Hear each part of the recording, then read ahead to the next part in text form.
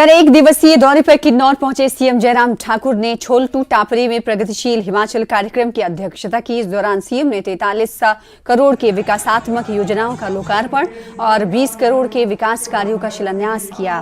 किन्नौर के दौरे के दौरान छोलटू टापरी पहुंचने पर सीएम कार्यकर्ताओं ने पारंपरिक वाद्य यंत्र के साथ भव्य स्वागत किया।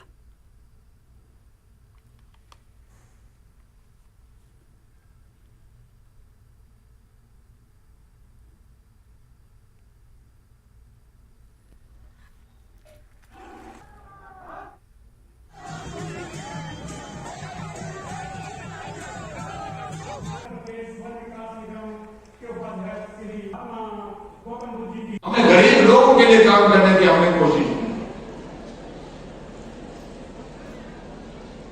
वो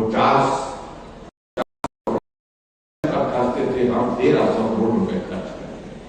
वो 4 लाख लोगों को पेंशन देते थे, हम 7.5 लाख लोगों को पेंशन देते। हमने हर घर में गैस का कनेक्शन पहुंचाया। हिमाचल पूरे देश में पहला राज्य है जहां हर घर में गैस का कनेक्शन पहुंचा।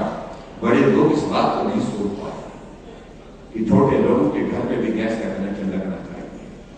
आप चुनाव देंगे और हम आपको हिमाचल देंगे।